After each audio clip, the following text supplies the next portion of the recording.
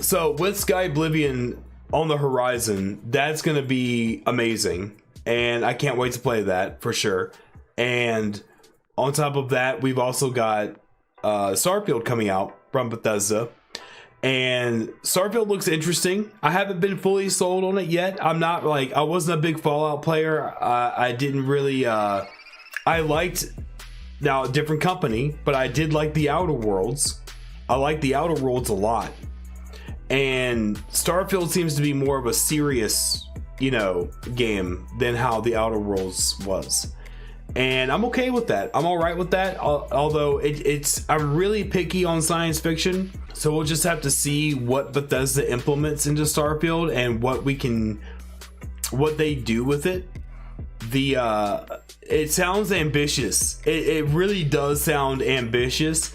And the only thing is that I'm hoping that nothing from 76 influenced this game. Because this game was being made back when 76 was being made, during a time where the company wasn't in the best headspace. The positive side is that they have delayed it multiple times since then, and I feel like Bethesda course corrected after they got the backlash of 76.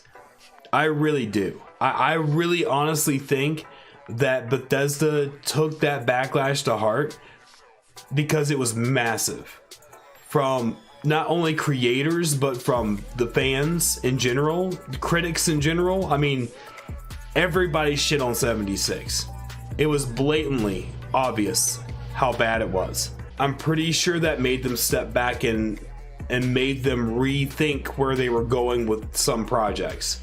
That's also why we're not going to see Elder Scrolls 6 for a long time. While they have been kind of watering down Elder Scrolls and making it more user-friendly, I think that's good in some aspects, but in some aspects, I kind of want them to go back to what they used to do with certain things. Like, I mean, everyone will always say what their favorite Elder Scrolls is, and usually it's the first one they've ever played.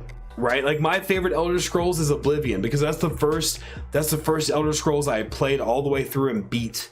I dumped so many hours into Oblivion, but I couldn't really get into Morrowind. And I know people who played Morrowind who didn't like Oblivion because they're like, there's so much less stuff in Oblivion than there was in Morrowind. But Morrowind was so hard to go back to for me. Which, by the way, there is a team that's doing Morrowind in Skyrim's engine. It's called Skywind. So, if there's ever a time I could ever get back into Morrowind, whenever that team decides to make that up, Morrowind was so hard for me to get into. I couldn't even beat it. It was, now for exploration and being kind of sucked into a world, it's great for that. But Oblivion just hit different.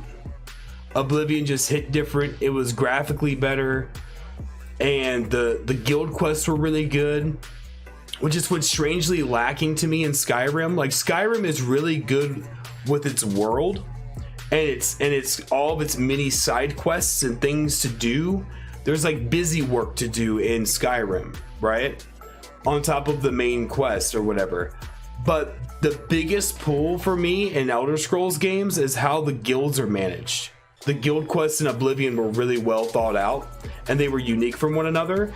Every Skyrim guild quest was the same exact kind of plot.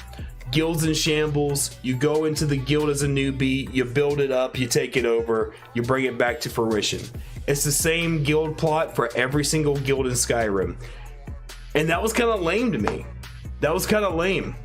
Especially with all the stuff you could do in Oblivion and during those guild quests. They were so unique and interesting. Like the whodunit murder mystery for Dark Brotherhood. It was either Dark Brotherhood or Thieves Guild. Like those were so fun. The Thieves Guild in general quest was just amazing. Yeah, I don't know. I really hope that they really go all out for Elder Scrolls 6. I'm gonna give Starfield kind of a pass. I'm not gonna worry too much about Starfield because I feel like Starfield was still being created in that time of turmoil. in that time of 76 and probably a lot more corporate influence coming in, a lot more rush and crunch. I'm hoping it's still going to be a decent game. I'm not looking for it to fail, but I'm not going to be terribly disappointed if it's not like the next Fallout or the next Elder Scrolls, right? I'm saving that judgment for when Elder Scrolls 6 comes out, because when Elder Scrolls 6 comes out, that's gotta hit good. That's gotta be tasty. You know what I'm saying? Oblivion was amazing. The Dark Brotherhood and Mage quests, yes, I agree. Dark Brotherhood kill everyone in the mansion, yes. The Shivering Isles is amazing. That is like a 10 out of 10 expansion pack. Especially after they gave us Knights of the Nine, which didn't really do anything. Like, it was cool, but it really did feel like that literally felt like a DLC and not an expansion, you know. Shivering Isles felt like an expansion, and that was so much fun. Plus, Sheogorath is just, you can't, I mean, it's Sheogorath, you know what I mean? Like, come on now. Basically, I'm cautiously optimistic about Starfield, and I hope that it ends up being at least a fun game. I think it'll still be a fun game, and I hope they take their time with Elder Scrolls 6, because I feel like that if they flop Elder Scrolls 6, they're kind of done. It's hard to trust what they say off of it because of how much they lied about 76. They went on stage and lied to you about everything about 76. Everything. Almost everything about 76 in any of the conferences they lied to you about. So it was like a double whammy, right? Bethesda had never really done something like that before, where they had released a game in such a poor state, but then also just flat out lied about it. That's what was the most shocking. It's almost like that hurt the most, right? It was like watching a good relationship turn sour. You know, it hurt so bad. Take it with a grain of salt about them hyping up Starfield, because I'm kind of just looking at that to be an okay game. But they can't mess up Elder Scrolls 6. They can't do that. That'll be the nail in the coffin right there. That'll be it for them.